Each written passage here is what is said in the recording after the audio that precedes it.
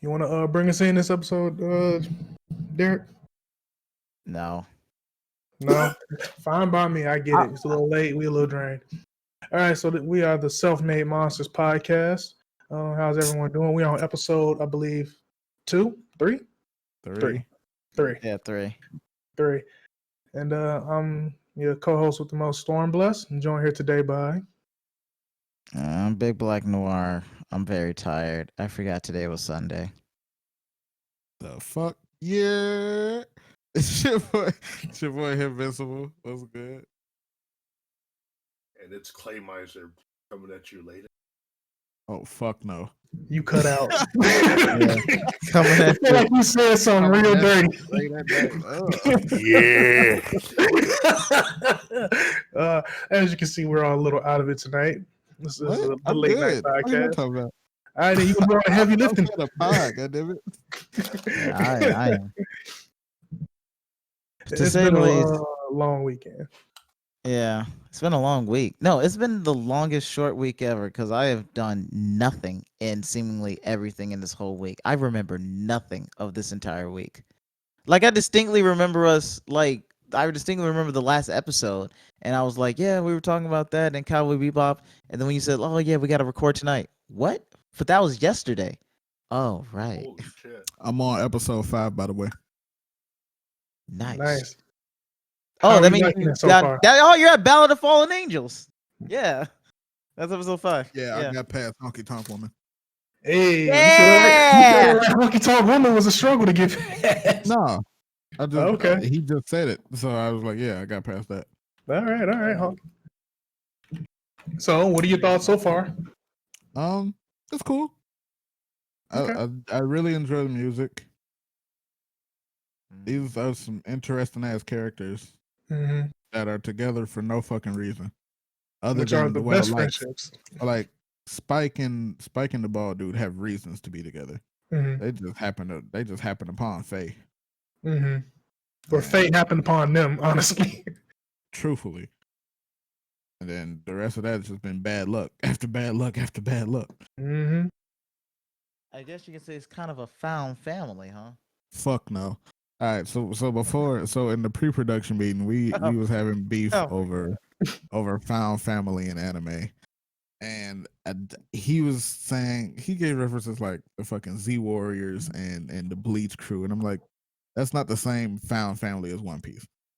That is the thing, found family is just extremely loyal companions that you come along the way that you force through fire of conflict. That's a found It's just family.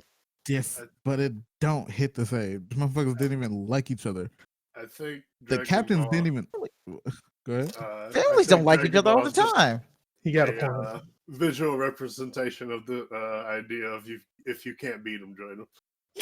Exactly. Every single villain becomes single a villain. protagonist. Yeah. That's not. Yeah. Hey, wait, you're talking about the Z Warriors, right? Yeah. Yeah, but that's more so of a Piccolo shallowness in Tien. writing. Actually, Krillin, Piccolo, Tien, Vegeta, androids, Boo, Beers.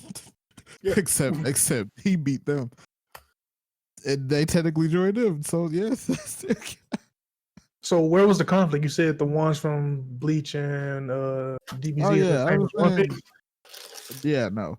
And then we got into how I don't consider One Piece a fight anime just because with those other examples I gave, the fights kind of drive the plot.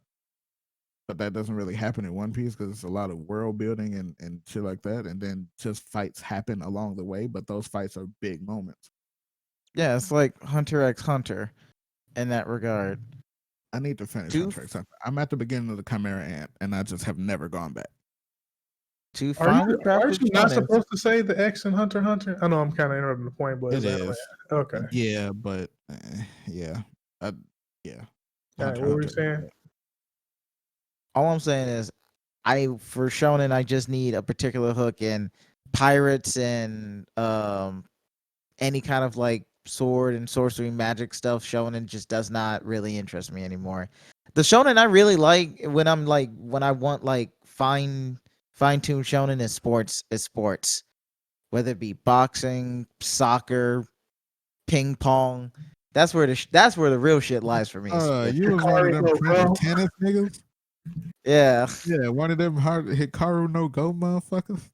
Hey, have you ever played the game of Go? It is an No. incredibly hard game. I'm sure. All right, 'cause hold up. all Let the me. Now I got to get up in my chair. it's Go 15 is one of the pieces same oldest thing. games in the world, and it's so deep and complex that AI is just starting to comprehend how to actually beat a human being at Go. So yeah, no, Fucking I will great. never touch that game because I ain't got the time. I know. Don't be bitch made. It's great. It's a fun game. No. It really is. It actually piqued my interest because I've never had like much interest in Go, and because like the closest iteration I have is chess, and chess is more about playing your opponent than playing the game itself. Right. So yeah, Go is like painting a beautiful picture on the canvas. okay. Really good. Watch the anime too. It really it's one of those I'll teach you the rules step by step things. Mhm. Hikaru no Go. Yeah, See, Hikaru I no Go. watched that because they still had like Toonami Jetstream or some shit. That was when they first dropped the website where you could go watch like they shit on demand. Mhm. Low key, Toonami was one of the first to do that shit, but we ain't gonna talk about that. You're And not I wrong. used to watch the Hikaru no Go.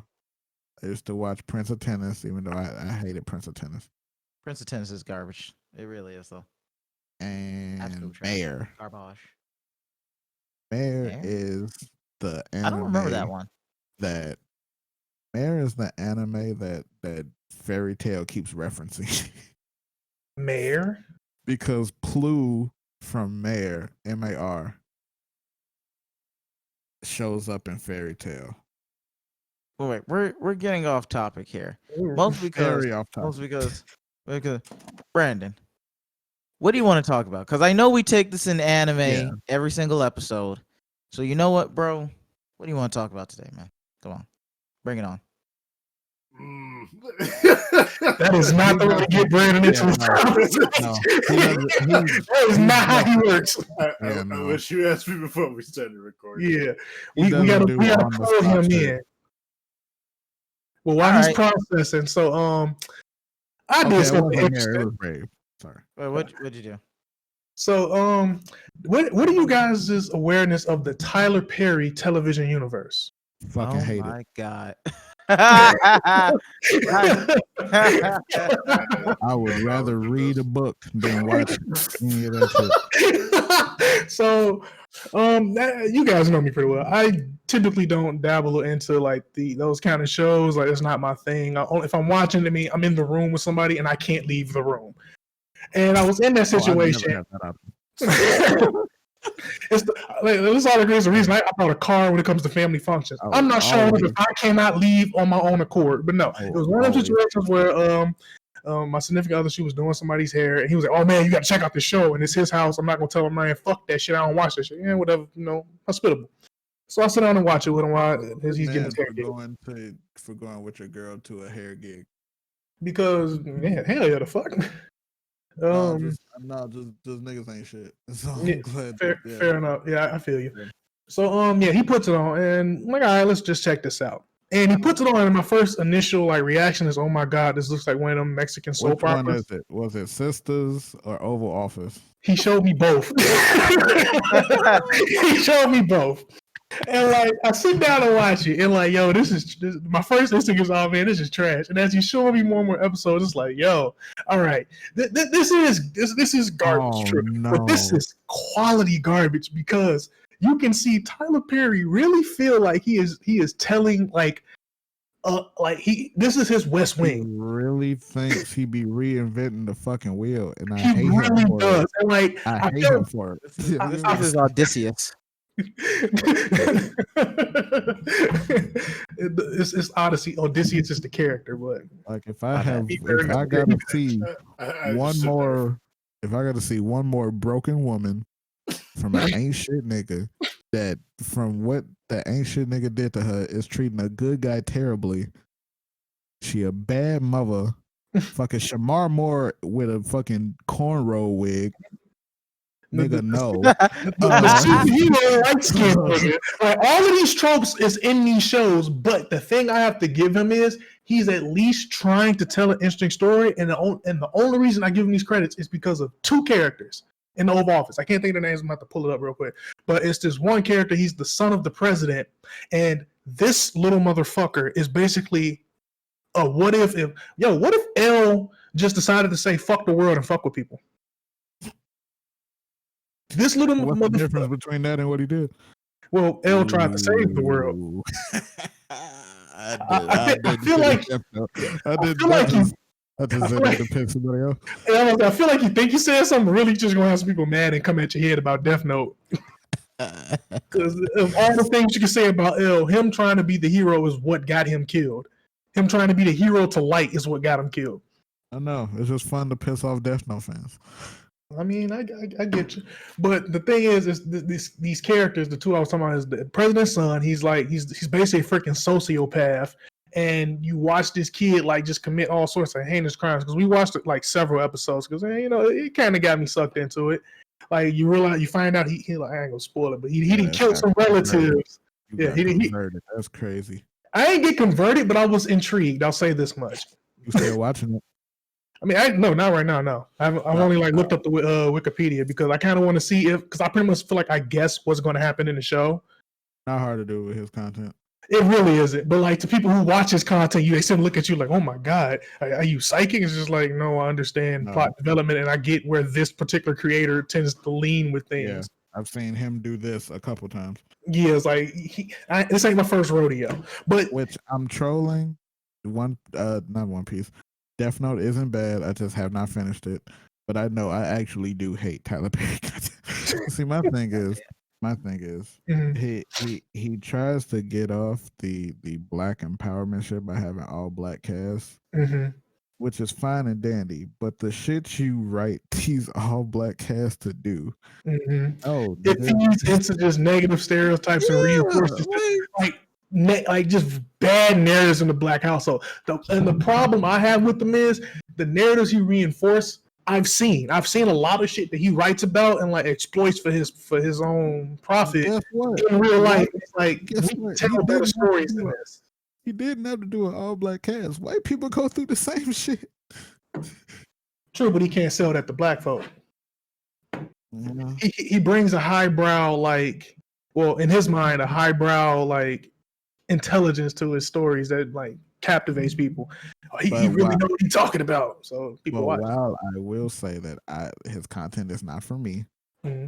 I have come to the realization that it's not for me to knock a particular person's choice of ratchetness. Everybody has their particular brand of ratchet that they enjoy. For me, it's music. Here's the thing: it's reality TV. For other niggas, it's Tyler Perry. So like, hey, whatever. Here's the thing: rock off, do you? I agree with you on everyone has their own particular level of ratchet because we all do. That's just a thing. But Tyler Perry isn't ratchet. It exploits ratchet behavior in some of the stories it tells, but it tricks people into believing this is highbrow content. And that's where my problem is, because if you can't see that, no, this isn't air quotes good, that's a problem.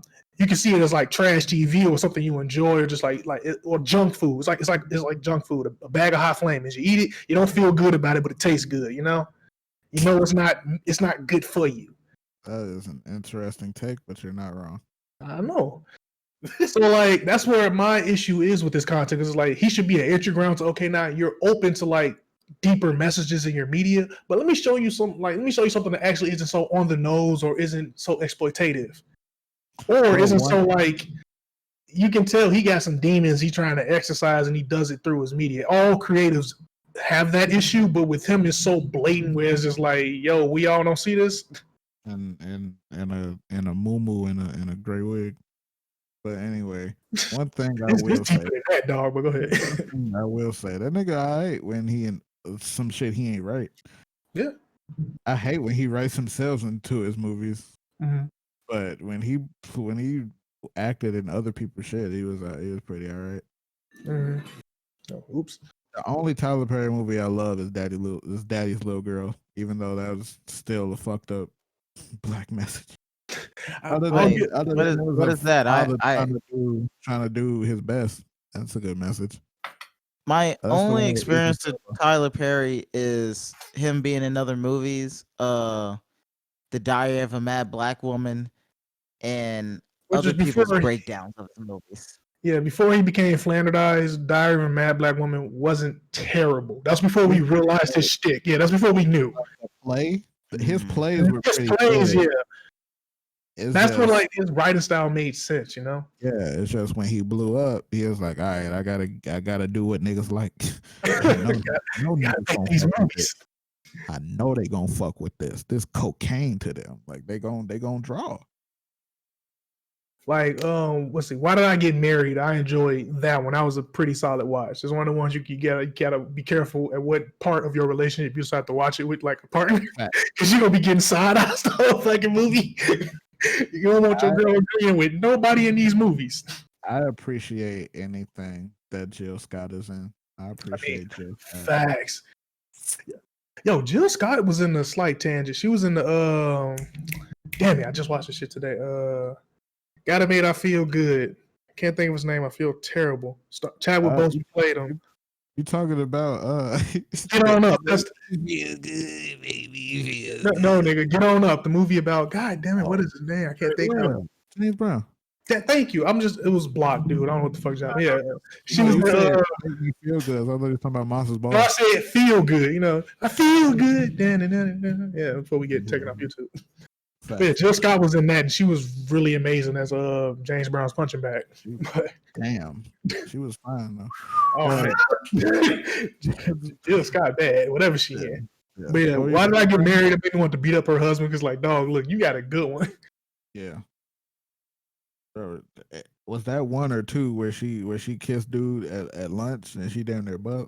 That's that was one. I didn't see two because I just not getting that deep with Tyler Perry, but I saw one and that's when she kissed him. It was just like she was ready to go. Yeah. What was you saying, Brandon? Yeah.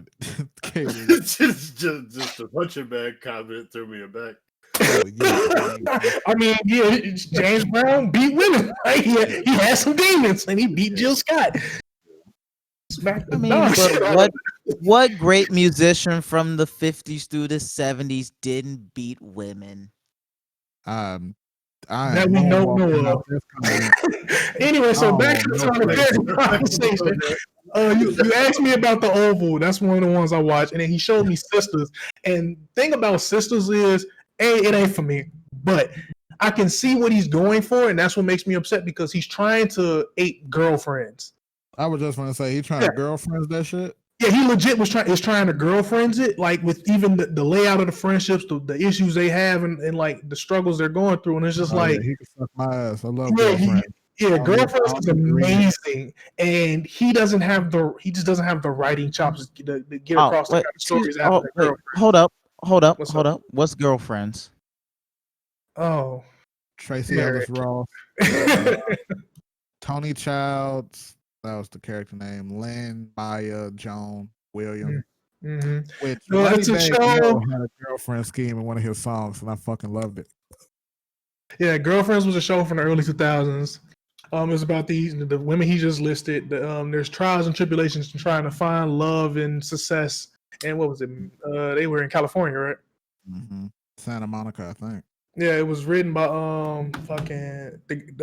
by Frazier. Also, if you remember the show The Game, that is a spin-off from Girlfriends, because Melanie is Joan's cousin. Yeah, and they actually have the spin-off episode in Girlfriends, like the later season. Yeah. But Girlfriends is an amazing show, and like you hear us talking about it, I don't know why y'all watching Girlfriends, because it is about the girlfriends, but the men who are in their lives or come in and out of their lives are what set the tone for the story. So you're really watching to see how these four women interact with the different men in their lives and how those interactions come from either different traumas, their different backgrounds, and the four women who make the basis for the show are really solid women to just explore the different scenarios that you would come across as a man when dealing with women.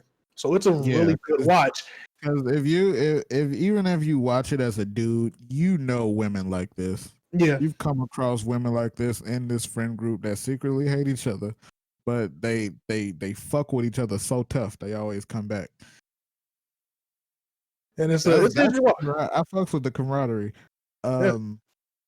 You know what character I Kramer, that's really Matt felt? Frazier. What's up? You know what character I really felt in Girlfriends? William.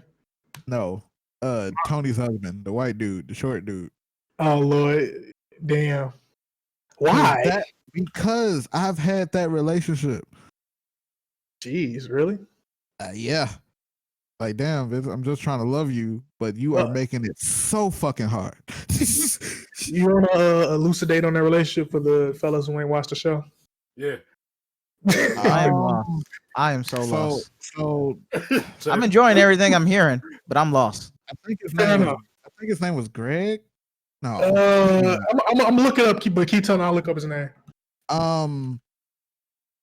So he was not really rich, but kind of rich, technically rich. He wasn't rich. That was actually the big problem because he was only he was presentable rich. He wasn't rich. Yeah, rich. He was middle class for the 90s, which was kind of rich. No, he was a doctor who had a lot of debt. He bought the wedding ring Tony with a goddamn credit card. Oh, that is. I got money, but I can't. But if I spend too much on the weekend, I can't. I don't have money. Yeah, and that's me more often than that. But even though you ain't got the most, you trying to give the world to this woman who gets it and still ain't never fucking satisfied. His name was Todd. But no, it's different because Tony her whole thing was she was a massive gold digger. Like all of them had that problem, especially fucking Joan. But with Tony, it was all she ever wanted was somebody with money, and like she like disposed of her first love because he was broke. Yeah. For like she was always chasing money. So when she got Todd, she thought she made it, but when she found out he was broke, like she was willing to tough it out because she did fall for Todd because Todd was a good dude, but he kind of fronted who he was and he wasn't really prepared to deal with broken Tony, who had something to prove. Like it was worse with her because she came from like her folks owned a chicken farm back out in the country. Like she came out west to get money because she didn't want to live like that. It's a deeper level to the whole never satisfied with Tony. But I wanted a girl. I don't know why. This probably. All right, which one out of the group did you want? I wanted Lynn, to be honest. Then we had this conversation because I think you said I was like, I don't know if you can handle it. I wouldn't have handled it. You're right. I wouldn't be able to handle Lynn. Right. But I still would have fucking tried. Damn, let's see. Like I want to say Monica, but I probably would have went upside Monica's head. You can't say that. Like real shit, Monica was like, she was awesome. She was like with the most level and grounded of all of them. She was 100. You say what? She was manipulating as fuck. Yeah, she was. And that's what drove off her husband. But she got him back because she got pregnant young and didn't really have time to mature and grow up. And that was her issue. That's why she ended up back with Darnell. But no, like Monica. Wait, which one? Wait, who am I thinking of? I think you talking about Maya. Maya, yeah. Wait, who the fuck is Monica? Monica was William's girl. Oh yeah, you're right. And she was fucking nuts. She was nuts. That's why William has one of them. Yeah. Yeah, you talking about Maya? Yeah, I'm thinking of Maya. Maya was the one that got pregnant early. She was an author. So just to make sure I got this right, Girlfriends is a show about 4 women who hate each other, but they have Stockholm syndrome about each other, so they stay together, and about the men who come through their lives, but they all kind of don't like them either. No, that's what it's kind of. To be fair, you're not wrong, but it makes me want to be like, have you been around a group of women friends? Like that's just they hate each other. That's just how that is. If you get a bunch of women in the room who claim they're friends and you pay attention for more than 10 minutes, they truly, truly hate each other. Ain't got shit to do with us because we are 4 dudes. So so we stay out of that section of the conversation. That ain't us. But yeah, the basis is that they're girlfriends. They come together and help each other out. And times right. Yeah, they're basically 4 women who they're based around Joan. So Joan is like childhood friends with one. The other one is like met in college. She met in college, and the other one worked for her and like they became close. Yeah. And like through all of that, they like grow together, and then you watch the show and like see them deal with the men who come through, and the men that come through are the ones they date. And it's mostly focused on Joan, who's the woman who can't be satisfied in any sense. She self sabotages all of her relationships, and you watch these really good dudes come into her life and get driven away. Maya is the pregnant young, married young, cheats on her husband, but then tries to work her ass off to get him back type beat. Lynn is the I mean, Lynn is the very promiscuous one of the group. Every group. Well, actually, no. Didn't she say she lied about being promiscuous? Like she wasn't as promiscuous as like she let herself on to be.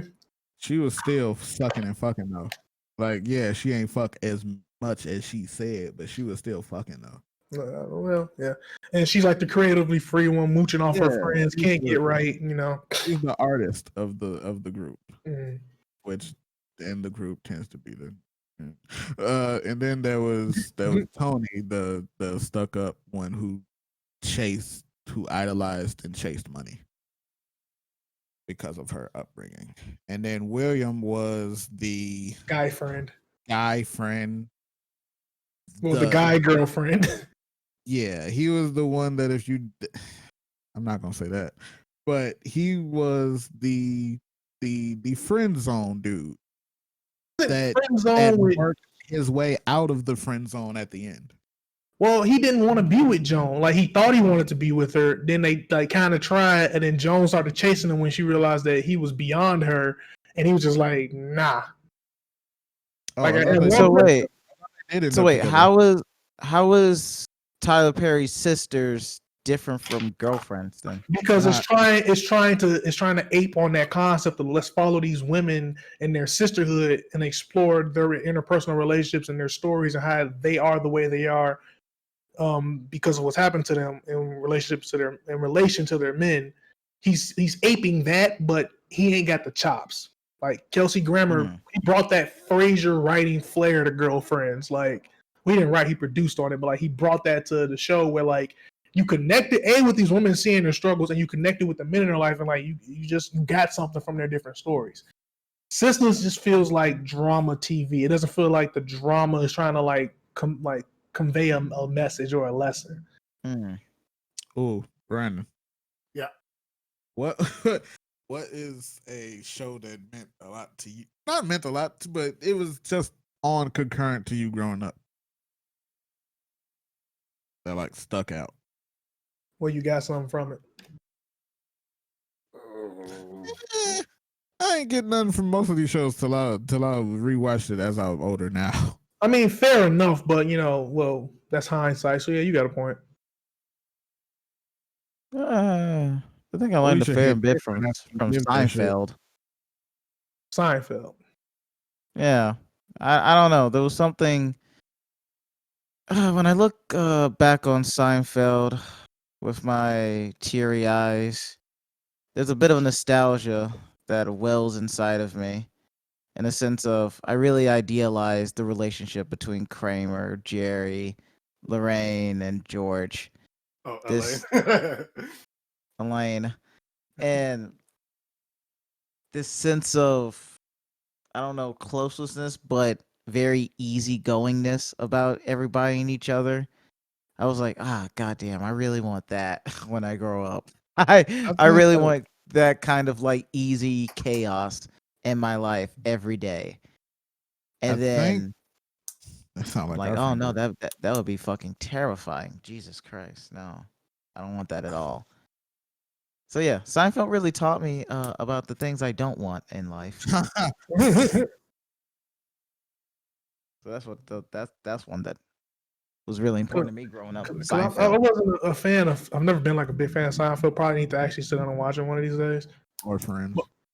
Yeah. But with Seinfeld, because like, isn't the thing about their relationship is that it's like inherently toxic? Not yes. Really. Like pretty much my takeaway. I watched a lot of Seinfeld, but like I don't know. I don't feel like it changed my life or whatever. But one of the episodes they talk about one of the characters, George, bald guy, glasses. He's pitching a show idea to a TV executive about him making a show that's about nothing, which is Mhm. essentially a fourth wall break because that's what Seinfeld is. Mhm. Each episode is just some random thing that can happen to anybody. Perfect example. There's this one episode where the characters are having a bet, and basically the bet Yeah, that they're making the is bet. is who can go the longest without sex or masturbating. Yeah, basically, no math. Yeah. Are you still master of your domain? And I've made that bet with several of my friends recently. Did you just have anybody just coming in, just like putting their money on the counter, just like I'm out? I mean, it's been me a couple of Yeah. times. Hey! It's been both. They throw the $20 at you, and they throw another 20. Go ahead. This is for next for later today too. I'm out. It's for both. Honestly. Master of your domain. Yeah. So, any shows come to mind for you, Brandon? Yeah, I can tell you about shows that I watch, but as far as life changing or whatever. Didn't say life change. It's something that was just like, that stuck with you.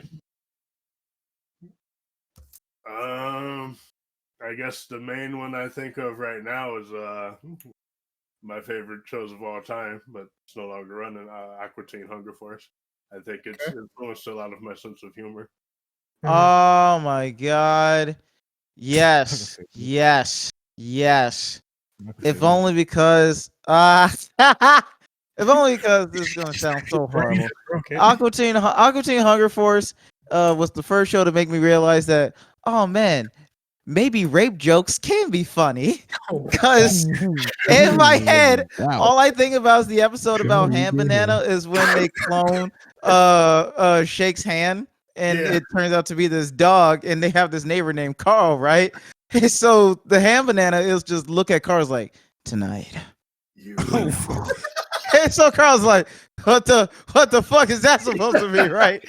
And so Ham Banana, so Carl is like, he has a pool, and he gets naked, he lays out trying to sunbathe, as you usually do when you're living in the fucking South Philly or some shit. And Ham Banana just comes out like, you're looking over there, looking good, turning over like a turkey baster. And Carl's like, what? And I was like, Ham Banana, no! We can talk about this. Oh, we're done talking. We're done. Jesus Christ. God damn. It's just the whole episode is just that. And they question Ham Banana, and they're like, what's wrong? He's like, yeah, your dog fucking raped me. He's like, I didn't rape you, Carl. I'm a dog. I only know things like ball, good, and rape. God. And so the episode ends with Carl going like, fuck this. So he creates his own dog, right, to kill Ham Banana. Spaghetti. And he's like, go, get him like he raped me. And so the dog was like, I don't want to do that anymore, but you, I like you. We're like the same and everything. Yeah, I'm going to rape you now. And so, yeah, this is very horrible, and it's just going further and further downhill. But yeah, Aqua Teen Hunger Force. Yeah, that was the first show to make me realize that, that can be funny. Let's maybe that probably wasn't the best thing to take away from Aqua Teen Hunger edit point around that whole segment. Carl's one of my favorite piece of shit characters in HR department. Whole segment. Second one be used to. Just put in the music that we'll be right back. Yeah. So what other show? All right. So there's, Oh, here comes polio. So that's kind of something. That's kind of something I wanted to talk about, and y'all could. Did y'all watch Boondocks? Right. Of course. Y'all did, right? Yeah. How do y'all? Did y'all hear about the Boondocks scandal that went on last year? There was what scandal? There was what scandal? Okay, so as you know, John Witherspoon passed. Mm-hmm. Correct. Yeah. Mm-hmm. That was Granddad. Mm-hmm. So John Witherspoon has a son, JD. Yep. Who been a big fan of for a couple years. He's been doing YouTube forever, and then a couple years ago he started doing Twitch. And they couldn't they were gonna reboot. They had plans on rebooting Boondocks, like starting it up again. So they were gonna have. They brought JD in to record. He made like a whole video about this. Like it was like an hour long. And then for some reason the studio kept acting real shady. And then they ended up being like, "Oh no, you recorded all this, but we're gonna go with somebody else." Like, like you know how it'd be when like the fans want somebody to get something, but then the studio gives it to their guy. Mm-hmm. So that's what happened, and then they tried to reposition it, like, oh, we're gonna have two different granddads. Like we're gonna have current granddad and then young granddad, and then they were gonna like have JD do that, but then that fell through too, I believe. And it's just been a whole lot of weird shit, and that's why like it was supposed to come out like a year or two ago, and it still hasn't because that shit's fucked up, and then that shit got exposed. Well, no, they were filming, and then Sean Witherspoon died, and then the shit with JD, and then I guess it's just not getting cleared at this point yet. So Wait, how is that? Yeah, well, how's that a controversy though? Yeah, It just seems like the studio called him in to record, and they didn't really like his. They just didn't like his takes, and they went in a different direction. They got somebody else. Did though, because like this wasn't just one recording session. Like this. I think this was a period of like 4 months or so. And sounds like they gave him a shot, and like they give him another shot, and they just went, you know what, this ain't it. But he's a fan favorite, and he's connected to the family, so they didn't want to just straight up say, "Yo, dude, you asked, we don't want you." So I can't fully explain Terry it. Crews situation. The what? Wait. The Overwatch Terry Crews situation. Yeah, they're talking about the Doomfist guy, the black dude with big hand. And before he came out, it was like, man, Terry Crews should play him. And then like they're like, he don't really fit what we want. We want this like scheming African nigga. Like Terry Crews is this like bombastic, full energy type of dude. He just didn't fit the character. And so like a lot of people are upset about that. I mean, it wasn't necessarily like the fans wanted him. It's like the fans knew that he sounded like him. He did his dad's expression all the time. And so the studio brought him. It was just a lot of weird shit. I'm foggy on some of the details. Mm-hmm. It was like a year ago. But yeah. The controversy was that he told the story about what happened because he took like a hiatus because he was dealing with that on top of losing his father, who was his best friend. So that's rough. A big thing. So the thing was, he felt like he was also losing the last part of his legacy that he was going to be able to do. Because it's like so another tangent. So the Fast and Furious 9 trailer came out. How did we get here from Boondocks? There was because it's another story about somebody who's no longer here. Okay. Like they like the thing confirms that Brian is still alive in that universe. That's what. On top of Han being alive, which is weird as fuck. Yeah, he blew up in Tokyo Drift, aka the best Fast and the Furious movie. Is it bad? On top of you smoking dick? Because no, it ain't. Tokyo Drift was not even good. Tokyo Drift was great. What are you talking about? You bugging out. What? I'm dead serious about that. Tokyo Drift is the best Fast and Furious movie. You bugging out. Anyway. Bro. Fuck. One, those fine Japanese import cars. Nice. Styling. You got some country bumpkin going to Japan. Nice. You also have Shad Moss. Also, shout out my nigga Timothy De La Ghetto, because Timothy De La Ghetto was a extra in that movie in the hallway scene. King shit. But All of that shit was really, really good though. Like it had this very compact story. It all neatly wove itself together. At the end of the day, it appealed to every fucking weeb at the time because basically the whole movie was about honor. And that fucking worked. It really worked. Tokyo Drift literally broke the timeline. No, it didn't. Yes, it did. That's Fine. why It was 4 and that fucker takes place after 7. Oh god. Bro, 4, it's the 4th Fast and Furious, and that shit takes place after 7. Like, we're in the middle of 7.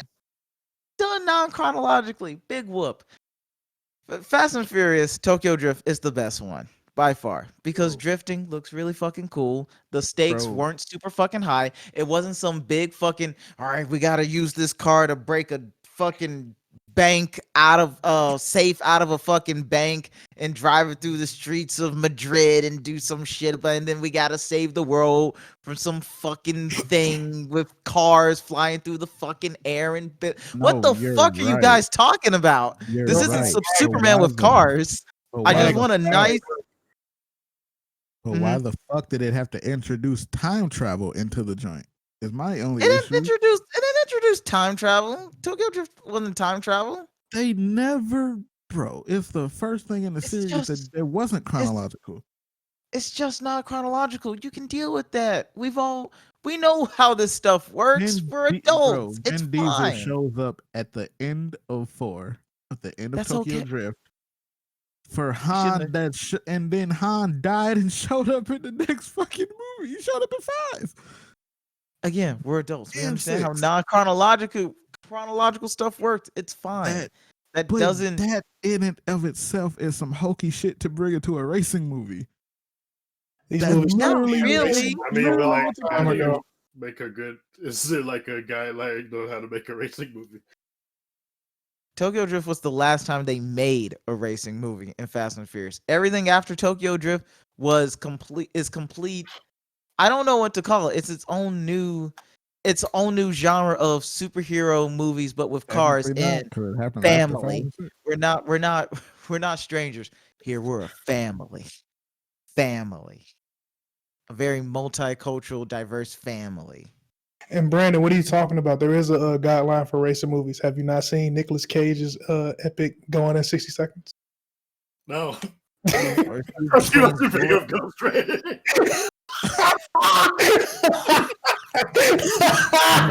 That is fucking.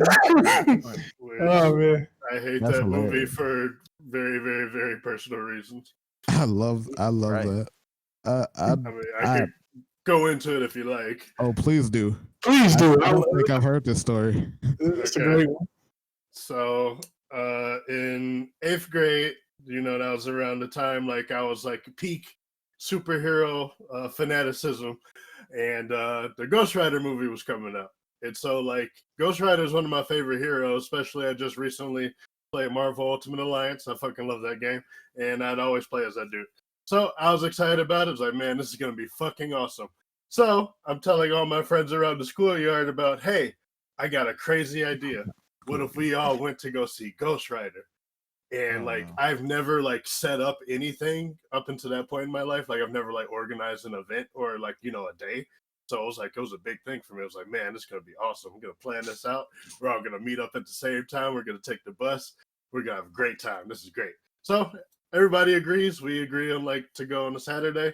So yeah, we all meet up. We go in the theater and you sit down. And so, yeah, Ghost Rider, Marvel. And like, all right, I did it. It's going to be great. So as I realized, as the movie's going on, typically with heroes, you follow the hero's journey thing, or you do the tragic hero, like you try your best but you fail, or you see someone go through a struggle but they succeed. Just people like to see people struggle in movies. They just do. They like to see character arcs. Joseph Campbell wrote a whole book about it. Yep, you go ahead. Yeah. Well, none of that applied to Ghost Rider. Ghost Rider ran through everybody in that movie, and like I think he fought a combined screen time of like 2 minutes. Like the whole plot from what I remember, like his arch enemy is Mephisto or whatever, who's basically like Satan of the Marvel realm. And his son Blackheart. It was his son. It was the devil's son. Okay, yeah. And he like sent these like demons or whatever to like defeat him, and like he kills them all in like one hit. He hits him with the chain and hits him with the finish stare. Every night they show up and get mopped. And then the last fight where he like couldn't turn into Ghost Rider or some shit, and he just had a shotgun. He just kills one of the most powerful fucking demons in the Marvel universe, just free. No, he gives him. No, you gotta remember. He gives him the thing he was supposed to give him. You have souls. He's like, all right, now you have souls. You tried that already, but this time is different. Like I didn't want to remember, but anyway, movie ends. We're all walking. No one's saying shit for like a good 4 minutes, and then that Matthew, he just says out loud, "Man, that movie was garbage," and like it hurt my soul because this was my fault. I made my friends go through this, and like, fuck, I didn't plan another event for like at least another 2 years. Like I was so defeated after that. It's like, man, I just cost everybody here $10. Really fuck your life up. The true victim of the pen stare was you. Fucking distraught. Y'all remember that part in the movie where Sam Elliott's character, that guy with the mustache, like, my name is Sam Elliott. I'm here to help you, Johnny Blaze. Can't understand the thing what he's saying. And then you realize he's like, but I'm the previous Ghost Rider. And he gets his horse, and it's like a fucking badass flaming horse. He's like, and they ride to the final part. They ride to the final bout, and he's like, this is where I gotta leave you, Ghost Rider. Huh? What the fuck? What do you mean? I had one transformation left. And you used to ride here, not help. That's the best scene in the movie, honestly. Like, legit. And I don't know. It reminds me of Spawn did the same thing. I think Ghost Rider came before Spawn. But wait! You talking about the '90s Spawn with the 2D pixel art devil? Shout out Michael Jai White. Well, I mean, even movies that was before the weird time travel you're doing right there. Yeah, like that movie, that's '90s as fuck. Well, no. I don't necessarily just mean the movie. I just mean he means like the character media in general. Okay. Because I know Todd, he worked for Marvel, so I don't think Spawn came before. Hashtag fuck Todd McFarlane. I hate that. Fuck you. The guy refused to sign. That guy refused to sign my action figure, and to this day, fuck that guy. Jesus, that was a personal ass fuck you. Okay. Yeah. It's always expensive. Fucking little speaking bitch. Of Todd, I have been following this show on Amazon called Invincible, and so what I like about it is. Oh God, I was actually watching that today. Holy shit! All right. Yeah, I really like it, and just it's funny because like when I like heard about it, I was like, oh, a friend of mine told me about this comic in like 2014, and I was like, fuck, this shit gory as hell. And then when I found out like it's just for free on Amazon, and like I don't have to watch the whole thing at once, it's just a weekly release. I was like, okay, I could get with this, and so I like really like that. You can, you got like some time to just like process what happened or whatever. Mm-hmm. But yeah, I've been enjoying it. I don't really want to talk too much about it because spoilers, blah blah blah. But So Invincible is the story of generational superheroes and shit, right? You have this version of Superman called Omni-Man, and he comes from a planet called Vermilionite. Basically, all the men there, they all have thick ass mustaches. I don't know why, but that's just a defining trait of every man there. They have thick ass, burly ass, fucking fists coming out of the mustaches. That's just a thing. That has nothing to do with the story. That's just a thing I observed. Yeah, mustache. That is the story. So you know the typical setup. Hold on. Spoiler alert. If you currently watching it, if you ain't caught up on Invincible, go away for like 15 minutes. All right. Or don't be a bitch and just enjoy it. like mean, experience the story. it's literally just copying the comic. So Yeah, but Yeah, go out no, there and read not a the lot comic. of people knew it was a comic though. That's I a didn't shame. know it was a comic. And you, that. and you know how people get about spoilers. You was there for that conversation earlier in the week about Falcon and the Winter Soldier, how I got yelled at. So let's just not feed into Whatever. that. So yeah, it's fire. They have a lot of callbacks to other heroes, but honestly, nobody is safe mean, from this not show. Nobody is safe they from getting clapped.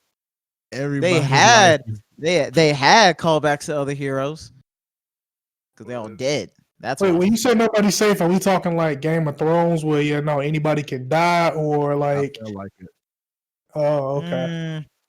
because I wouldn't say that. and a If you couple pay close attention, you calls. know who's expendable. You know who's not. Okay. Yeah, but What I somebody you like might not be so goddamn lucky. So what I really like about it is that it just gives me that whole Spider-Man Peter Parker energy, which I've always loved that shit as a kid because Yeah. Spider-Man was always someone you could relate to, and like here you have what's his name, Mark Grayson, Grayson. who Yeah. basically he's caught in between him he's trying to be like his dad, but he's also being forced to be like his dad, and then he's also trying to be a normal fucking person, and just juggling all the three is like it's a fucking struggle. And so it's very refreshing to see juxtaposed. he also trying to get his tip wet and keep getting fucked up. Tom Holland Spider-Man. They're trying to get that chocolate swirl going. Later time. No. Let's get into this now. I'm glad you brought it up. I don't want to do this. What's wrong with Tom Holland Spider-Man? Fucking what's wrong with Tom Holland Spider-Man? All right, Tom Holland is the best Spider-Man Hell Peter no. Parker combo. No.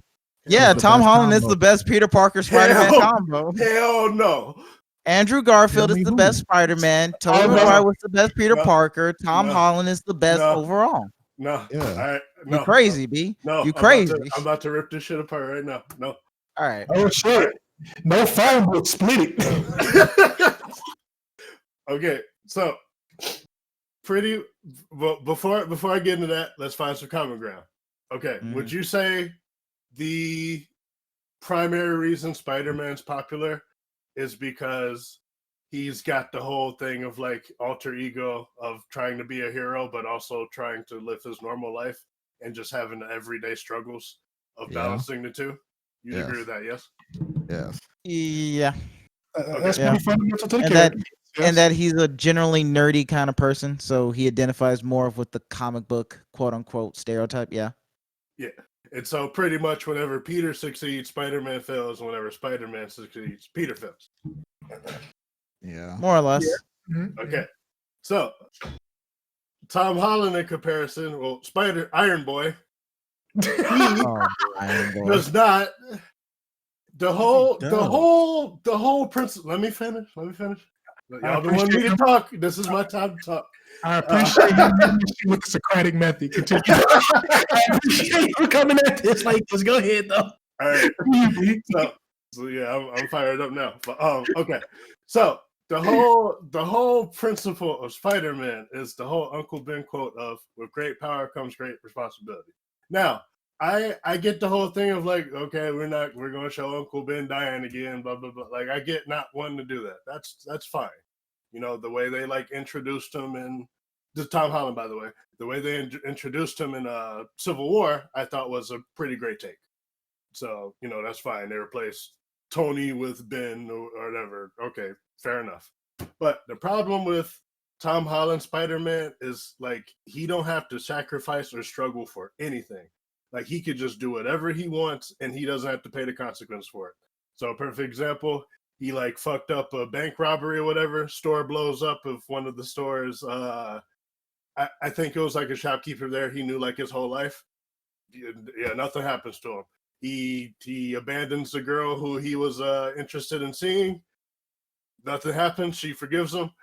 He abandons the fucking math team, mathletes or whatever. He comes back later like, okay, I can show up, and they put him in the starting spot. Everything's cool. You good. like he doesn't have to sacrifice shit. Just everything was handed to him. Now he didn't even make fuck. Also, okay, let me slow down. All right. Okay. The primary thing that turned me off from Tom Holland's Spider-Man is Far From Home. So the whole idea with that film, it's been a few years, so don't come at us with the whole you spoiled it, blah blah blah. But anyway, they still going through though, right? Bro, I you. had a dead ass, and I'll let you finish. I had a nigga get on me for spoiling Iron Man 3 today. You should have punched that nigga in the face. I'm like, that nigga had to come out in 2012. Like, what the fuck? He was like, oh, spoilers. I'm like, nigga, whatever. All right, go ahead. But okay, so Far From Home, the whole thing is like Mysterio is gonna like destroy. I think it was some European country. I think it was France. Well, no, that was the actual thing, but it was. Let me finish. You go real mental. But I just need the country doesn't matter. But anyway, basically, the world's in trouble. They need him, and he's like, "Oh, I don't want to save the world. I just want to date this girl who I've known for like 2 years, and I'm only interested in now." Like, oh man, life is so fucking terrible. Meanwhile, Tobey Maguire, he's fucking giving up the love of his life and his grades because he knows that him being Spider-Man is going to put them in danger, and then he can't protect these people. So he has to sacrifice all this shit and he can never have a fucking happy life. But meanwhile, Tom Holland, he get everything he wants. And then I think the final nail in the coffin for me, as far as Tom Holland goes, like there's that scene where he gets hit by a train, and then he comes back and like is recovering. They're like, "Oh man, you got to get back in action." And then he's like making his own spider suit to the fucking AC/DC theme, which is basically the Iron Man theme in the MCU. And so that just literally solidified for me. This is just Iron Boy. This is not Spider-Man. Like, how you gonna be a sidekick in your own fucking movie? It's not a side. Okay, let me tackle That's kind of this. funny. And then everyone's like, "Oh man, Tobey Maguire, he wasn't fun. He was a good Peter, but he wasn't a good Spider." He cracked hella jokes when he was in the fucking spider suit. Fucking Doc Ock robbing the bank. Here's your change. Fucking Tobey Maguire and Spider-Man was so good. They're recycling shit from those movies for the new movies. They borrowed Jay Jonah, same nigga from that universe, and put him in Far From Home. And now they're about to bring back fucking Alfred Molina, Doc Ock, into the new one they're talking about, because it's fucking J.K. Simmons and Alfred, they're just really good actors. They embody those roles. Also, That's fine. With the fucking timeline and time-space continuum, like that doesn't discredit what I said though. The whole point, no, because they're doing it for all of them because they know it's confusing because it's been 3 niggas in the span of a decade. I could have sworn that portion of the movie wasn't like a timeline, like screwing with that. I thought it was more so, this dude he's just J. Jonah Jameson. We can't replace him. There's no one. Exactly. Yeah, I am fairly certain it's just they just made him bald. Yeah, like. Would you agree though that with the way that Far From Home ends and the post-credit scenes that you might be like in the next Spider-Man movie started to get his downfall and just they want to stretch out like his origins more? They want to try to really build up his connection to Iron Man so they never have to go through and retread the whole Uncle Ben plot line, because Iron Man is his Uncle Ben. So any movie he does after that will be with the real struggles. But the thing is, somebody has to fill that space of Tony. The fucked up part is it's a character that don't even belong to them, but it's a character that if they fuck up, the first canon Spider-Man that actually gets to hang out with the other niggas, they could not fuck that up. I mean, they did. They didn't have a choice. It feels like the way they did it was I'm not either side on this really, because like the movies are they can come or go, they're fine, but yeah, but it feels overall, like yeah, I'll give it that. But yeah, the way that they're trying to set Tom Holland up to be is he's going to be like the front man for the next major arc of the Avengers. They're going to like have him come in. He's going to take like Tony's spot and be a better Tony, because it's not a character. It's not Iron Man because Iron Man wasn't that nigga before the movies. I don't want a better Tony. I want Spider-Man. Spider-Man. Spider-Man is the only one that ain't never fell out of grace with the fans. He did with me. They didn't fuck with. There was a time they didn't fuck with the X-Men. There was a time where they didn't fuck with Captain What are you America. talking about? People like universally hated the Andrew Garfield movies. Right? Yeah. Those I'm like, movies, wait, Garland likes him. Huh? I don't like them. I tolerate them. No, you said no. No, we argued about this a while ago. You said Toby's the worst Spider-Man, and I remember I hung up on your ass. Because the reason I say that is because he's the worst combo. Like when I say that, I'm talking about both. I really can't. I don't want. I don't know. I really I can't. need a good Spider-Man, and I need a good Peter. It did. And Tom Holland does kind of fulfill that role. Tom And Holland. Iron Man. All right, 3 I will. was I the will. worst fucking movie Why are you ever. bringing Like, up don't Iron give me Man? that. Iron Man 3 was the best Iron Man movie. Stop it. But No, I said Spider-Man. Tom- No, the fuck it wasn't. Oh, speaking of Iron Man, all of Spider-Man's villains in the fucking MCU are related to Tony. Vulture. Well, Vulture. Vulture. Oh man, these are Stark Tech or whatever. Oh. Then he just so happens to deal with Spider-Man. Mysterio. Stark, he did this to me. He just so happens to deal with Spider-Man. Everyone in Spider-Man's rogues gallery in the comics from the source material, they have some type of connection to Peter. That's correct. well, I mean, a lot of the MCU has a connection to Tony, though. They started it. Yeah. Yeah, he's just kind of But like a no. starting point. Nobody else goes that hard as Iron Man, I will say. But he's supposed to though. Like that's not unintentional. It's by Spider-Man's the design. face They of Marvel. want exactly. Spider-Man. That's not Spider-Man. That's Spider-Boy. But I'm saying to get to that point, they have to pass. How many the torch movies from you the- need? It's been 2 films, girl. Like 2 Okay, major but plot listen to tie-ins. me. You're thinking of it as your fandom. You're not thinking of it as What? fuck. No, All right. No, Robert I'm Downey Jr. talking. is done. We need to get. It's like wrestling. All right. So this nigga You finna got retire. War Machine. You We got need to Pepper. get. Wait, hold on, let him finish, bro. Those aren't, but those aren't the face of the company. You're not gonna have fucking. How many movies you think Don Cheadle old ass finna get in this fucking War Machine suit? No. They need someone to fill the spot of Tony. And however they chose to long stroke it, short stroke it, whatever, to get it to Spider-Man, who is actually the face of the comics too. Okay, but who's gonna kill Spider-Man? Wait, hold up. So one thing I can say I've noticed from the way that they market these movies and the way they come out in like the timeline structure, most of Spider-Man's movies are usually like side stories to the mainline MCU story. Like they're kind of treated as such. It feels like, hopefully, and I see where you come from. Because they don't fully own him. Yeah, so it feels like at some point he is going to get his big, time to shine moment in the sun. It's coming, but it really comes down to ownership and to where they're taking the story, because somebody has to step up and like lead the Avengers again for whatever the next big thing is coming for the next phase. And it looks like it's going to be Tom Holland. They're just letting him get his story up in like a more passive way.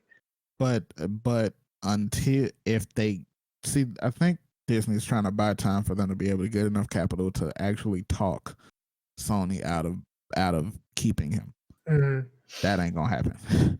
So their backup plan was T'Challa, then Chadwick died. So now they're kind of, from what I hear, they're gonna have it be driven by Captain Marvel. And I'm not sure how I feel about that. I got to see another movie. Chadwick was a side character in his own movie as well. Wasn't it? Yes, the fuck he was. That movie really was about his brother. The movie was literally about Killmonger. Yeah, that was Killmonger's movie. But you know what? You know what? Just like how Infinity War, that was Thanos' movie. That's what I was into. That was a trial run to see if they can get away with what they pulled with Thanos in Infinity War. Because that's his movie. He's the protagonist. The Avengers are the antagonists in that movie. Yeah. Yeah. I feel like they also kind of tried to do that with Guardians 2, with Star Lord's dad being a planet. Nah, that was different. Yeah. That was Nah, a couple of turns with the folly of your parents, the sins of our father type deal. Completely different story. I love that movie. Like that movie hits in all the right places, but no, a different kind of thing. I Thematic. ain't really feeling like that. Maybe I need to watch it again. You have a healthy relationship with your father, so no, you wouldn't feel it that way. No offense. All right. Okay. Real shit. My dad just died like a month ago. I feel you on that, dog, but you just sucked all the air out the room.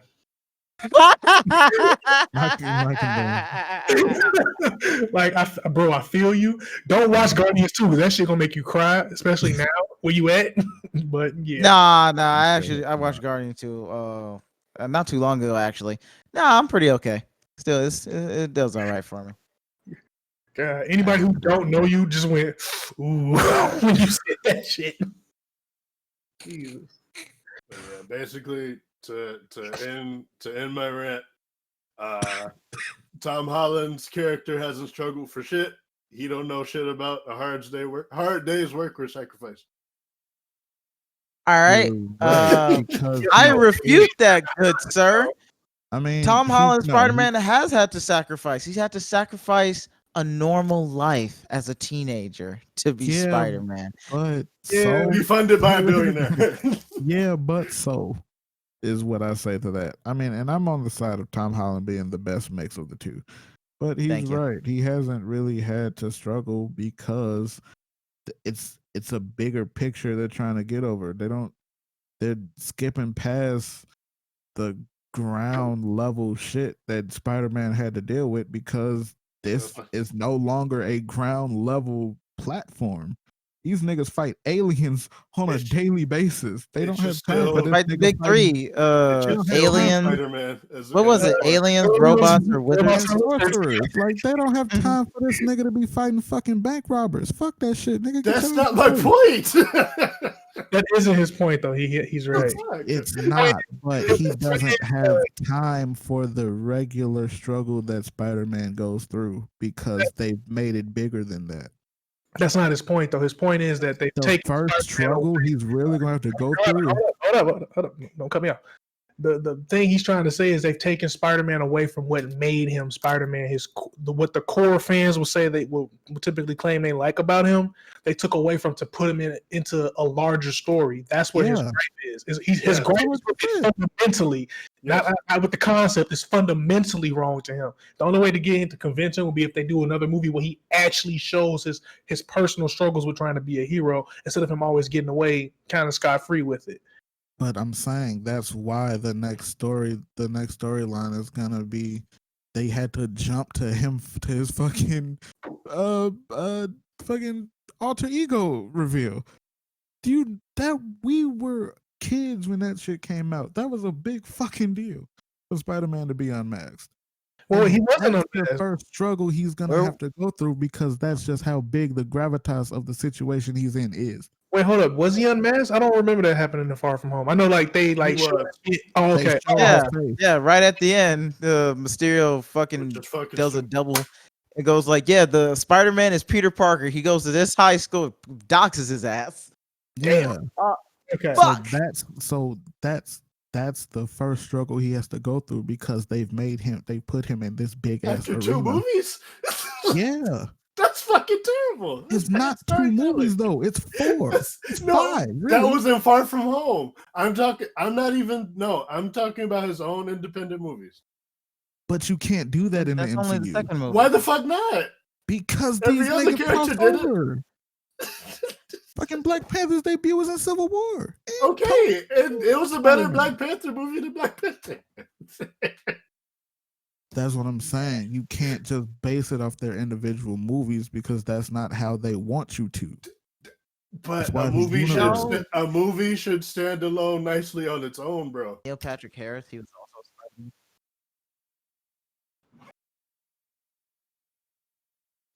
So yeah, I'm saying you're right. They skipped past a lot of the bullshit with Spider-Man and the MCU, because they had some shit they had to get to quick. We ain't got time for this nigga to fight. You fought one bank robbers. The niggas was in Avengers mask. Oh, ha, ha, ha. You're not Hulk. That shit was cute. No, this nigga is needed in space. But the big situations happens in the Avengers films. He had his own 2 standalone films. But that's not hit. You don't get a full character arc from that. You have Why to the fuck don't you? You have to include Civil War, which was his debut. Doctor Strange had his own arc. He had his own. He's only had 1 film so far.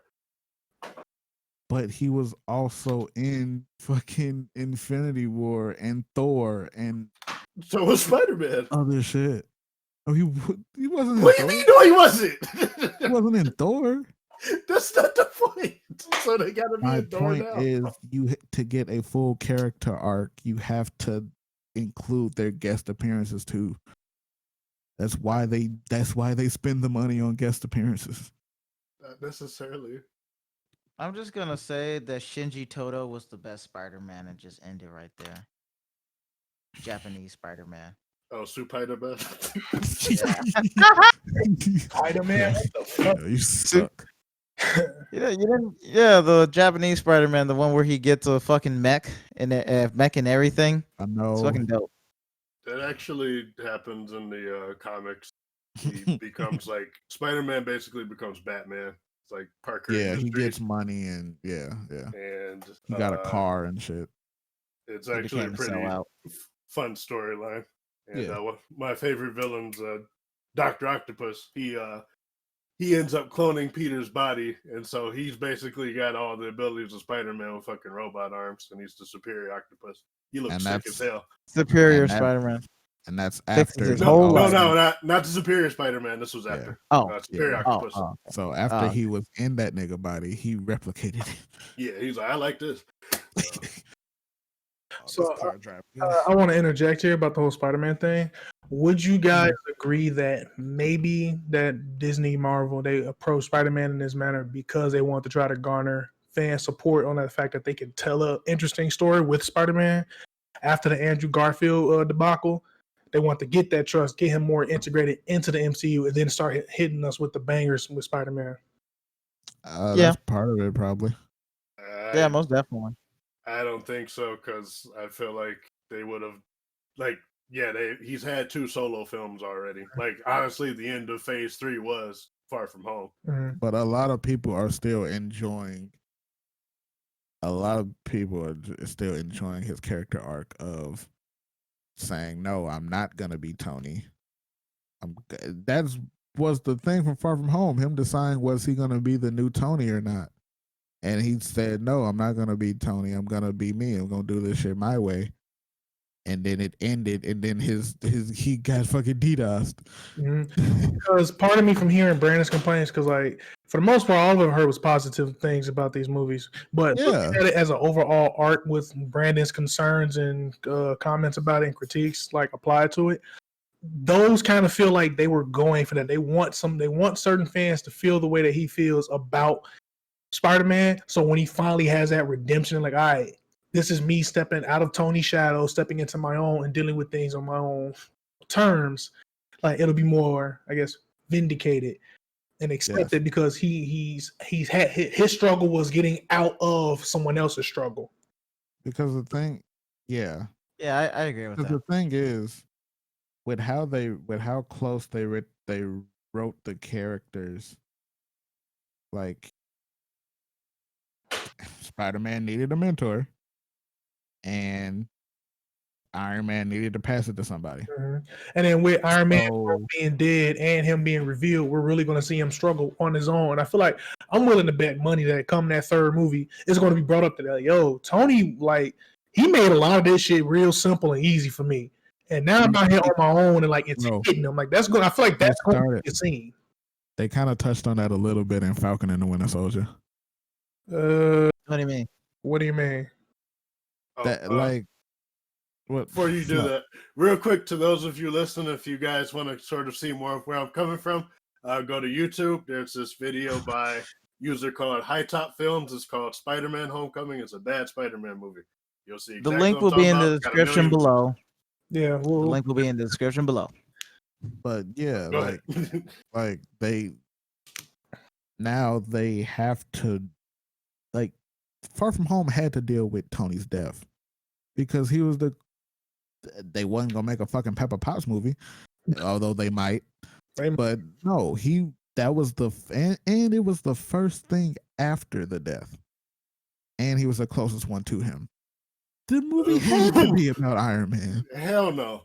It had to. It had no fucking choice but to be. So you're saying Peter was closer to Tony than his fucking best friend who uses his suits and his love interest who had But a he's kid with not him? getting. But he's not Yeah, getting. he's got the you there. movie. But he's not the one getting the movie. That's not the point. It is. well, now that was an argument of perception because Peter was Fucking Tony's son by this point. fucking Rhodey is just now about to get a show, and that's because they had to. They are now doing the Disney Plus show thing. Nigga, this Spider-Man movie was coming up no matter who the fuck died. I was making a point. because money. Winter Soldier. Like, what are you saying that they touched on that? Because I think I'm fairly caught. I don't know what they're talking about. About how it was like, oh, how do you guys get paid? And that's why it was a big thing on Twitter about Tony not giving them niggas checks. Well, He made their fucking gear, some of it. They made improvements on it. If he didn't make it, he gave them a place. He gave them multiple places to live. well, And no, you can't kick a. I'm never a fan of live fiction. Nothing. I'm never a fan of kicking a dead man's back in. So don't talk shit about Tony now that he dead. Damn. and besides, again, I don't have the biggest dog in this race, the Chihuahua here, but remember Falcon sided with Cap. That's why he didn't get paid. Before Yeah. the flip happened, they had the whole Civil War shit. That too. So like that's why he wasn't getting paid. It wasn't because of Tony wasn't doing it. No, he was on the wrong team. Because he wasn't even an Avenger before Civil War. Yeah. So Fucking Rhodey was part of the government. mhm. Fucking Wanda worked. Not Wanda, but the Black Widow worked for Shield. Same with Hawkeye.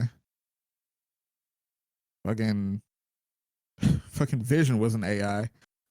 Wanda was a broke fucking science experiment.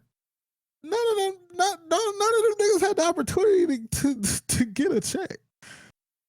It was Civil War, then they broke out, then Infinity War. They were enemies of the state by then. Yeah, but if you're doing heroic deeds for money, does that make you a hero? Yeah, heroes for hire. Luke Cage and yo boy, your favorite hero at the back in the day, fucking Iron Fist. I don't necessarily think that meant they were getting paid by people. It was just a title. No, and Luke Cage and No, they most definitely were getting paid by people. Yeah, we wasn't doing that shit for free. Jessica Jones, Daredevil. I didn't watch I don't any think of those. Daredevil get paid. Jessica Jones was good. I didn't finish Luke Cage.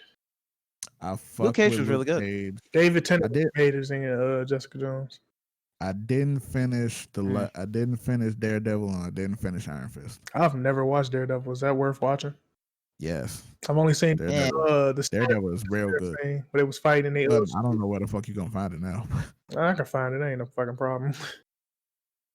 yeah. But, Daredevil's there to me. Season 1 is great, but everything when it starts doing the fucking hand shit, But It's I a I understand that. I think the Punisher's the best thing about Daredevil. The Punisher is the best thing about that season of Daredevil. Didn't the Punisher get his own show? Or am I tweaking? Yes, sir. Oh, okay. yep. Just from how bad he kicked Daredevil ass. He kept that nigga a spit off. Killed that nigga and spin off. It's fucked up. But nah, all that shit was good. Also, for the next Spider-Man, the Netflix Daredevil is gonna be in the movie too. That's why I don't. That's why I'm scared that I don't know how to feel about this next Spider-Man. Like, Spider-Man has definitely in the comics gone into the mystical shit, but that's also kind of when Spider-Man lost me. Like the Madam Web shit, and Hey, yeah, I hate that shit. when MJ got turned into Hydro, and Are you talking about the cartoon? Isn't that I'm the talking cartoon? about I both. remember that. Talking about both. And wasn't that the other chick who got turned into Hydra? And Yeah. then Casey, yeah. No, Nah, it that was was MJ. it was a clone of Mary Jane that got it was turned a into clone Hydra. of MJ, yeah. And then when that motherfucker, when it was like Battle World, and they just like ran, and they like, it was like Infinity War before Infinity War. Like it was like they played chess. Any of the Madam Web shit, like especially when he had to give birth to himself, I was like, all right, Spider-Man doing a little too much for me.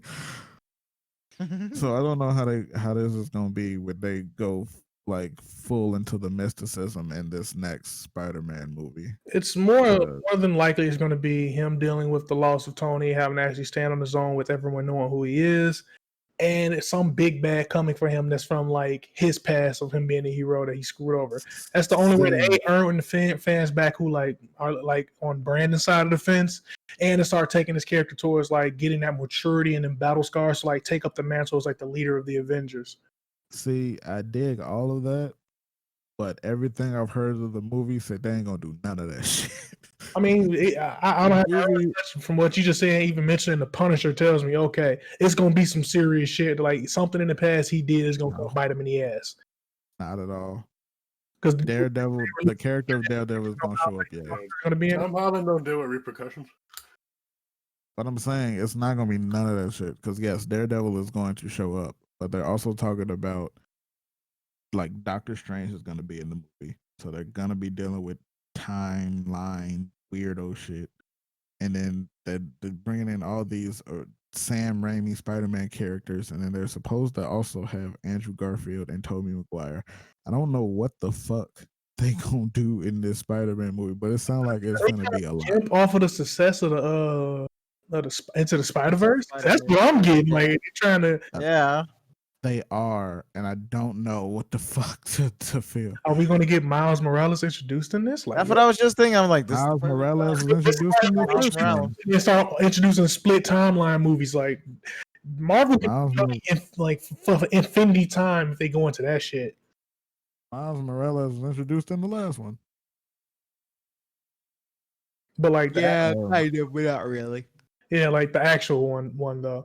What if they actually have a scene from Into the Spider-Verse? They bring that Spider-Man in. Like, it's so much shit they can do with this because it's probably gonna be time stone related or multiverse related. My thing is, that's only going farther away from the fans like Brandon. Well, the thing is, not really because like, I don't give like you gonna be is the lack of repercussions and the lack of responsibility on Spider-Man. If they can do all of that as long as Peter Parker and Spider-Man have separate responsibilities that get challenged based on his choices on whether or not to be a hero and there's actual fallout from it, that'll be the saving grace. It doesn't matter how it gets there as long as it happens and it's his story. Iron Man. I know that it's still gonna be complaints of the journey. Touching on that, hell, Spider-Verse even did him correct. Yeah, and he wasn't even the main character. But they didn't have to connect that to other shit. That one did stand alone. No, you're missing my point. I'm saying just the storytelling with his character was present, even though he was already established in another fucking universe or timeline or whatever. Him being his own character in Spider-Verse, he still struggled. Right. But they didn't. But when they were making Spider-Verse, they didn't have to think about 5 other movies that this character was. That events in this movie was also going to affect events in other movies. But like, you shouldn't make movies like that. Like DC shows you that you shouldn't approach movies that way. You should make. You should tell good stories. But and DC then the is little doing crossovers come. But DC is doing the bad version of what Marvel does. Well, no, Marvel didn't do that. Marvel originally, that's what made this movie, this whole thing so special. Mm-hmm. They made good, solid movies for the characters, and then they would throw in little teasers at the end, or maybe like in like an off scene that connected it to something that might be later. in the beginning. The whole, But then this shit made money. even still, we can go to Doctor Strange, a recent one. They didn't do that to Strange. It was his or Ant-Man. Or Ant-Man. It was his movie. And I hate the Ant-Man movies. Let's be real. I love them. I love the Ant-Man movies. I don't like them. They all right. I don't get it. But they gave him his own story. So much conviction. Yeah. Your daughters have the same name. Ha! Ha! That's funny. Yes, you're right. But all of this, you kind of gotta go like MCU before Infinity War and MCU after Infinity War. But Ant-Man 2 came out after Infinity War. They still did it. Pretty self-contained story, more or less. Yeah. Wait, Iron Man. Wait, Ant-Man. Yeah, but that's technically the beginning of Endgame, though. Because really? the ending of Ant-Man 2 is what kicked off the events of Endgame. Because that's where Ant-Man got free. Yeah, but the story itself was Ant-Man's story. Yeah. That's the main thing he wants you to understand. It's not so much that they had to, they didn't have to, they chose to. I understand where you're coming from, and like, yeah, what they did is setting up for something greater, but the big issue is why couldn't they give him his own standalone story like every other hero has gotten in these movies? Yes. Yeah. And when you think about it, yeah, he's the only one who didn't get like his own story. Everything he's done has been tied to somebody else. Yep. That's all I'm getting at. You're referring to I have to agree after hearing the cases now. While I do say that Tom Holland is the best Spider-Man in terms of personality, charisma, and overall physicality of the role inside of it, I do have to fall and agree on Brandon's line of why he does not like Tom Holland Spider-Man. I'm like, all right, no, this is pretty sound logic. No complaints from me on this one, dog. It makes sense.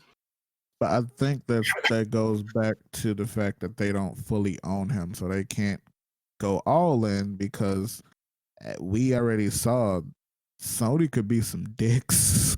True, if Sony just say no, that shit is shut the fuck down. I don't think that's the case just based on how the movies are being made, because if it was, why would they commit to having this? So they're doing this long-term setup to have them be something greater in the later on down the line. I don't think that's it. I think because they know how much the fans love him. Like this is gonna be the last. This is supposed to be the last, not the actor, the character. That doesn't make sense, because if they know the fans love him, then you would present the most baseline movie that the fans would love, that would appeal to everyone. They could have just took any Spider-Man story and just ran with that and let that be at least one standalone movie, but they didn't. It seems like Disney has a long-term plan that they're going to try to build up towards, which is fine, nothing wrong with that, but it's going to alienate certain fans who want to see Spider-Man. And especially coming off of the Tobey Maguire movies, was disappointed damn near everybody who was a Spider-Man fan and just a movie fan in general. It's a long wait. But that doesn't excuse what they're doing. Like what they're doing, it could be the best plan ever and it could work out beautifully. But right now in the lead up, until they show their hand, the deck stacked against them. No, and you're right. But the thing is, the only reason they're going through all these hoops is because people wanted that character around the other characters. That's the crux of this entire fucking partnership. That's why they put out so much money, because people don't really give a fuck. The most vocal part of the fandom don't really give a fuck what Spider-Man doing, as long as he's around the other characters. I disagree. I think they put it out for the opposite reason, because it's Spider-Man. We don't got to put any effort in the storytelling. They're gonna buy it anyway. And he's not wrong. Possible. Yeah. You're saying that we just want to see him in anything. No, we want to see him done correctly. And that's why we're at. You're not a casual. You're an invested. Everyone Spider-Man knows fan. who the fuck Spider-Man is. Like, come on. Everybody knows who John Cena is. No, the fuck they That don't don't. mean you're I'm not talking that worldwide. don't mean you're an invested wrestling fan because you know who The Rock is. I'm talking worldwide. We talking like fucking Like, figures there like are Mario, Mickey casual- Mouse. People know who the fuck Spider-Man is. yes, but there's Nah, still I kinda- casual fans. I gotta agree with Garland. People around the world know who John Cena is, for better or worse. They know who And The John I don't Cena think they know who John is. Cena is in third world countries. Yes, they do. Bro, I guarantee you, Yeah. there are kids in the third world country who know who John Cena is. So you're saying more people know John Cena than Spider-Man? That's not what they're saying at all. That's not what we're saying. That's not. Yeah, what they're saying. yeah. I'm just saying, people in the third world country know who John Cena is. I'm just putting that out there. I'm saying you're not the run-of-the-mill fucking moviegoer that's going to see Spider-Man swing around. You're an invested fan. It's fucking casuals out here, dog. And that's the problem. So it It's makes sense. filthy casuals Here out we here. Wait, what?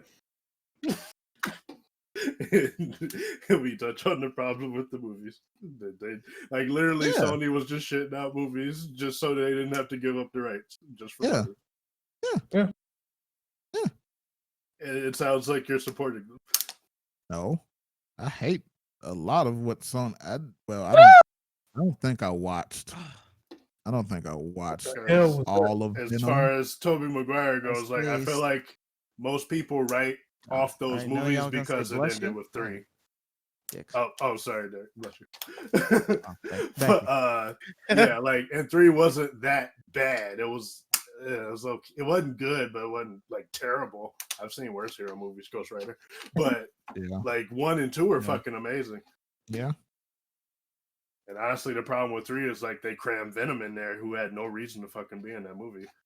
Yeah. That was in Sony's studio. I think it's, Yeah, that was a I think studio. it's I think the people's biggest beef with 3 is that shit started going downhill after 3. Like, I mean, it was supposed to be over with 3. Mhm. I know, I like but that. the next I like time that we saw dance number sequence in Spider-Man, 3. you would. The next time we saw Spider-Man, Dig it on wasn't the this. greatest either. Kind of like it's like the Age of Ultron. Like I hate that film, but it was watchable. I'll never watch it again. But yeah, I mean, It I is think Age hard of to get Ultron is kind of underrated. Mm. I like it, but I tried to get through it recently, and I was like, I could be doing something better with my time. It's a movie. yeah, exactly. In theaters, and that's the first time I walk out of like the new age Marvel movies. Like, I mean, I watched something. Like, I don't feel bad about the last two to some odd hours I just wasted, but I just want the next thing. I think it's because Age of Ultron is so heavy. It's not even heavy. It's It feels heavy to me. Wiped out an end game. What are you talking about? It's more so Okay, how many times are you rewatching that one? plenty of times. I've Actually. watched. Yeah, I've watched Infinity War and Endgame at least 3 times. Yeah, like they're great. It's just like it's a solid movie. You can dissect the different scenes and like what they mean. But the thing about Age of Ultron is it's a comedy of errors. It's a bunch of bad decisions that just keep getting compounded like more and more. And it's like I know these characters are smarter than this. And I feel like that's like the biggest weakness for that movie. The final fight scene is like Ultron himself is interesting, but they don't do anything really with him. Ultron should have been a multi-movie conflict, not just one movie, in my opinion. You should have. As he They should give have him been. an answer. Like he is in the comics. Like Age of Ultron should have been its own mini arc. And eventually we're gonna probably get stuff like that too in this whole shebang bang. But like in that time period, no, Age of Ultron was just like an in-between movies till we got to fucking Civil War. I mean, guess you could say the same thing about Iron Man 3 because the Mandarin in the I didn't watch comics. it. I've never seen Iron Man 3. All I know is almost everyone I know who likes these kind of movies didn't like Iron Man 3. That's literally why I Iron didn't Man watch it, 3 is the actually. best Iron Man movie. And like, if I was Nah. confused when he said Nobody something, I ain't never heard that shit. Yeah, You I are heard. lying. I heard. McGee, listen to me. Don't believe these fucking wolves in sheep's clothing, okay? Iron Man 3 is the best Iron Man movie. I guarantee you.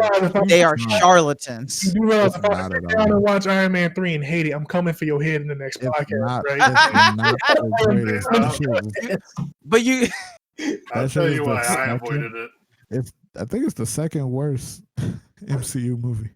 It because Oh, now you fucking bugging. You pretty much Mandarin is like one of Iron Man's arch nemesis or whatever. And then when I found out it's not actually him, it's some nigga acting like he the fucking Mandarin with a huge ass Yeah. nose. I'm like, it was a great twist. Oh my was god! it was- Spoilers. But no, that was revealed before the movie came out. I know. Oh, I'm just fucking with you because it's gonna be. I'm not watching this. And thank you, Marvel, for saving my time and money. But now but in Shang-Chi they're gonna have the actual Mandarin. I'm good. You should have done that with Iron Man. I'm like, first of all, the Mandarin. I mean, they're starting to do that because Baron Zemo is now a multi-film villain. Spoilers. Like, I No, love. it's not. I didn't even say what he in. Yo, real talk. I literally just got yelled at about talking about this kind of shit. So, I didn't even say what he was in. I said he was a multi-film character. you said enough. What I've been trying to say. Don't even say. Just put a big ass spoiler alert before we really start talking about the Marvel shit, and then just. Yeah, I'm using the one that we got from the movie podcast that you did. Oh yeah, all right. All right.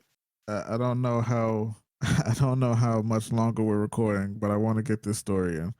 All right. So I don't remember what year it was. It might have been New Year's 2011. Damn, that was 10 years ago.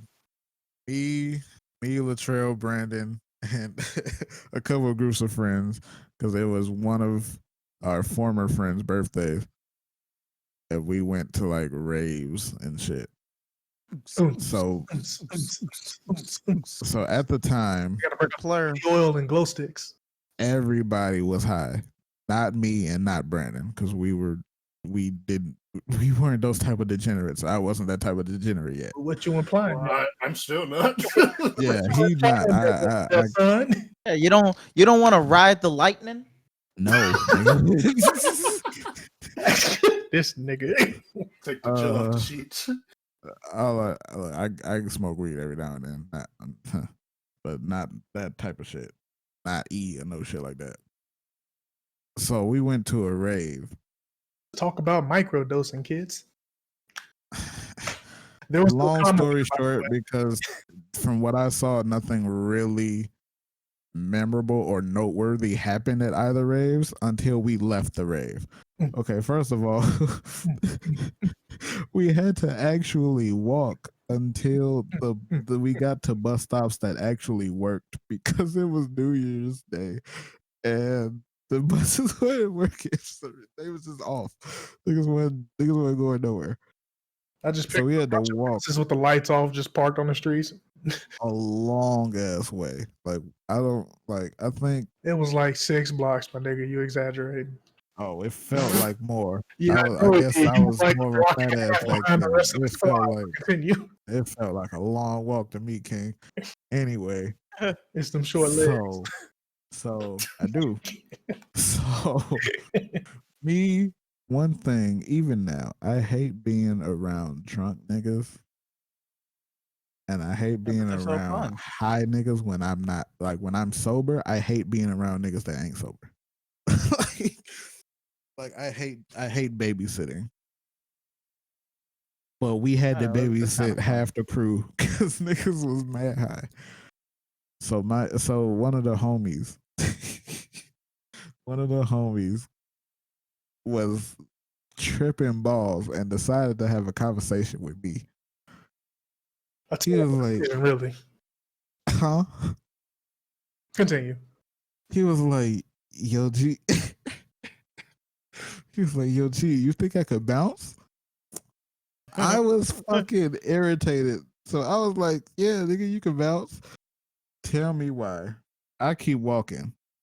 This motherfucker 5-star frog splash into the pavement. Frog splash. He got up. It was he wasn't mad, but he was disappointed.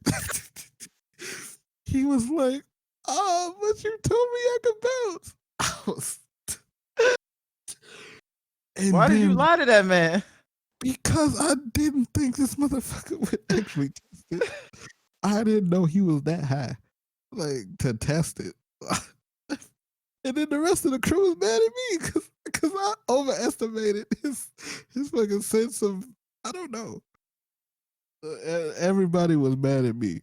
I got cursed out because I told him he could bounce. Now you're forgetting the key part. We weren't mad about you telling him he could bounce. We actually enjoyed the stupidity on display. It was what happened after the bounce that made everyone mad at you. What the fuck I do? You told another group member that they could fly while we was walking across a very high bridge. Oh shit! And that particular That's highly irresponsible. I didn't even remember that part. And then that ruined another group member's high because they had to stop the person, and then everyone berated you. I completely blocked that part out. Yeah, I bet because it was like, we get you fucking with him, but don't do that. I don't even remember answering that question because I was so blue from fucking that nigga bouncing, trying to bounce. No, he bounced. He bounced. All right.